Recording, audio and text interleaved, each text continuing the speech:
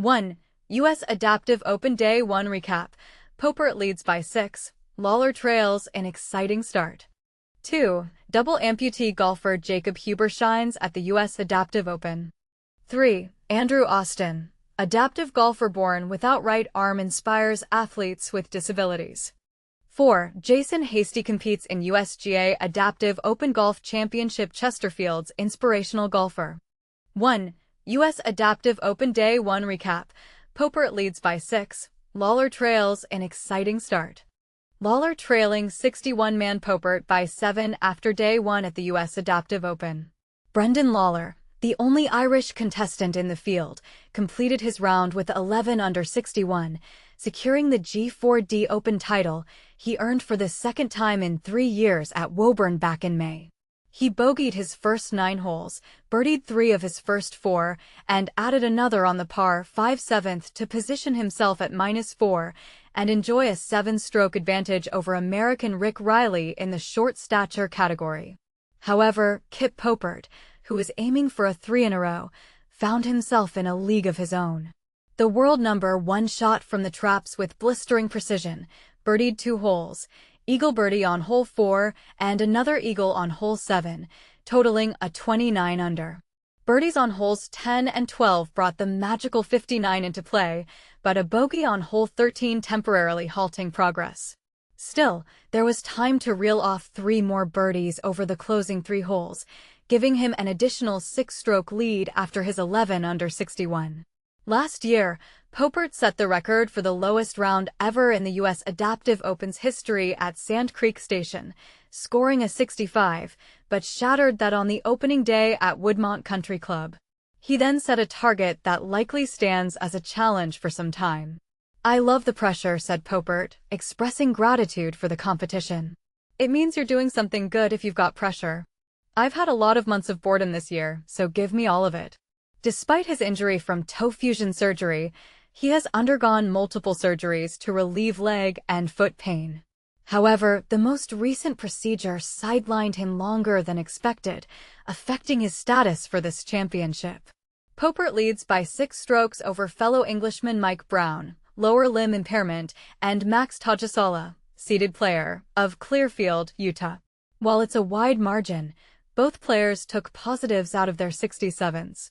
Togisala set a new championship record for the lowest round by a seeded player, stating, "I wasn't expecting anything crazy. As a seeded golfer, this course is flat, accessible, and challenging yet rewarding." Kim Moore, the inaugural U.S. Adaptive Open champion at Pinehurst No. 6, secured a 2 over par 74 to hold a 3-stroke lead over Amanda Cunha, a visually impaired player from Hawaii. Moore emphasized she gave herself chances and focused on maintaining a game plan to hit greens and pars.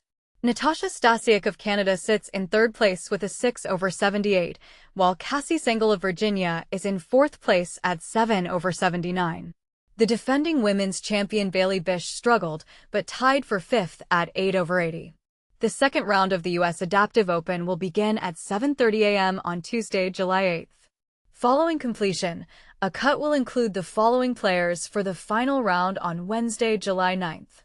Asterisk top 20 overall men and ties. Asterisk top 10 overall women and ties. Asterisk top 3 men and ties from each impairment category. Asterisk 2 women and ties from each impairment category. Asterisk any player within 5 strokes of the lead in their impairment category. 2. Double amputee golfer Jacob Huber shines at the U.S. Adaptive Open.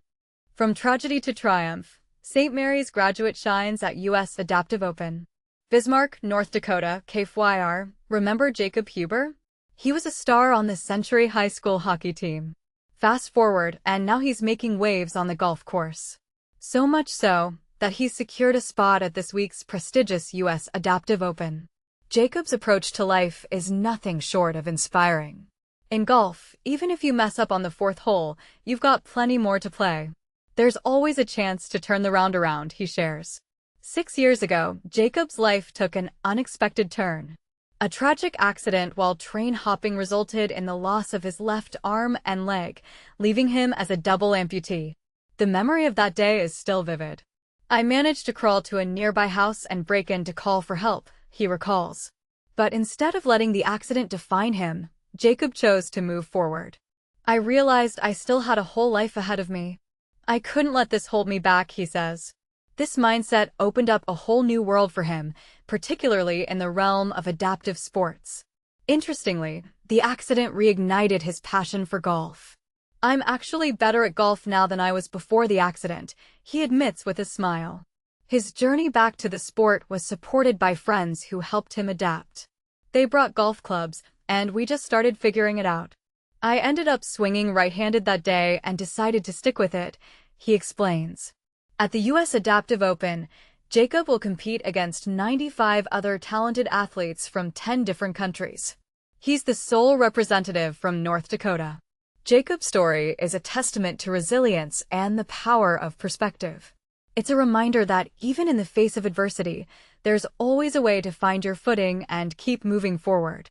3. Austen, adaptive golfer born without right arm, inspires athletes with disabilities. Imagine a world where your physical limitations define your capabilities. For Austen, a golfer born without his right forearm and hand, that notion simply doesn't exist. His journey is a powerful testament to resilience and the unyielding human spirit. But here's where it gets truly inspiring. Austen uses his story to empower other athletes with disabilities, showing that limitations are just opportunities in disguise. Growing up in Radnor, Pennsylvania, Andrew was surrounded by sports. Whether it was soccer, basketball, baseball, or golf, he excelled naturally. His passion for competition was fueled by his bond with his 4 siblings and his determination to prove naysayers wrong. Despite being born without his right forearm and hand, Austen never saw it as a hindrance. Instead, it became his driving force.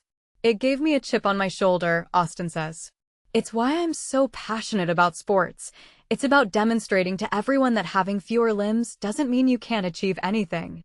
Proud of his journey, Austen decided to share his story to inspire others. After earning a business administration degree from the College of Charleston in 2020, he returned to golf, a sport he had played recreationally since childhood.